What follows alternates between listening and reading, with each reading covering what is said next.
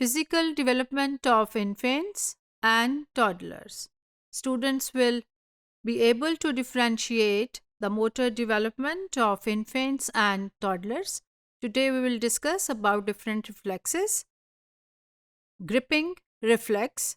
Dear students, when babies can hold anything, then you can feel the gripping reflexes by their palm. If you will place something on their palm, आपको थोड़ा सा अंदाज़ा होगा कि वो अपनी full strength के साथ उसको पकड़ने की कोशिश करते हैं.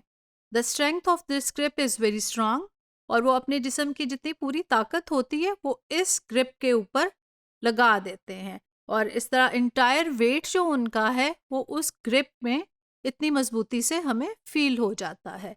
As you can see the picture, आपको पिक्चर में भी नज़र आएगा कि बच्चा जब पकड़ता है आपकी उंगली को, या आपने कोई चीज़ उसको हाथ में दी है, तो वेरी स्ट्रांगली उसकी एक ग्रिपिंग रिफ्लेक्स आप महसूस कर सकते हैं.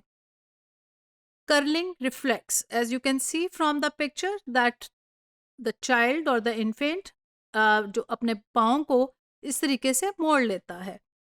When the inner sole of the baby's foot is just stroked by something, तो आप देखें कि अगर आप अंदर वाले हिस्से से उसे स्ट्रोक करेंगे तो बच्चे का जो पाँव है वो पूरी रिफ्लेक्स दे देगा कर्ल की तरह, उसको मोड़ लेगा पाँव को. But if you can just stroke the outer side of the body of the foot, तो उस पे जिस्म पे आप देखेंगे कि वो उस पाँव को फैला देता है, बिल्कुल सीधा कर देता है.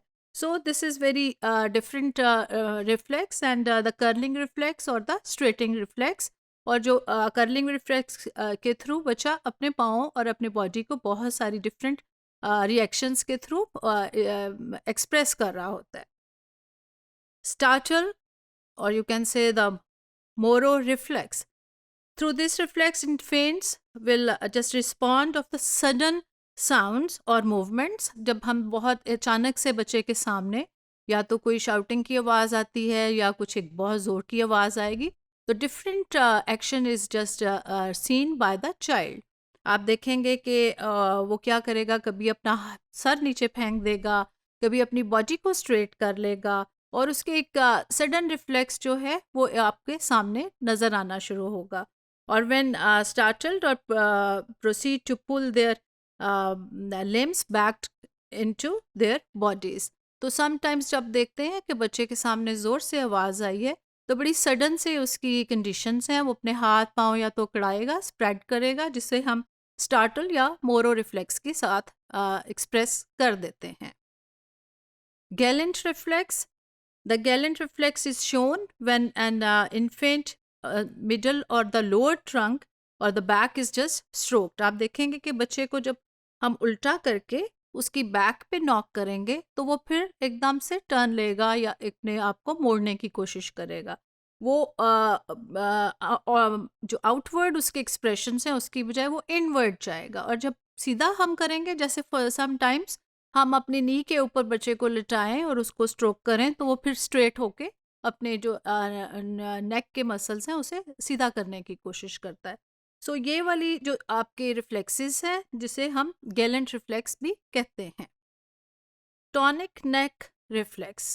सो the tonic neck reflex is demonstrated in infants who are placed on their abdomens. जब बच्चे के पेट पे या किसी इस तरह से हम उसको पैट बैक करते हैं तो बच्चा किस तरीके से रिएक्शन देता है, इन रिएक्शंस को, इन रिफ्लेक्सेस को हम टॉनिक नेक रिफ्लेक्स कहते हैं. बच्चे का सर उठा के ऊपर की तरफ देखना, सर को खड़ा कर देना जब उसकी साइड के हम नॉक करते हैं या स्ट्रोक किया जाए, इस तरह से. And this is very much clear that the one side of the child जहाँ हम स्ट्रोक करते हैं, एक साइड सीधी हो जाती है as you can see from the picture, और दूसरी साइड पे बच्चा जो है वो थोड़ा सा अपने जो मसल्स हैं उनको कर्ल कर लेता है, टर्न कर लेता है.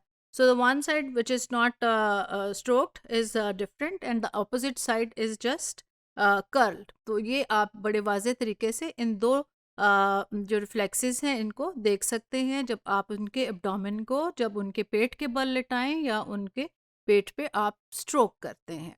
Thank you.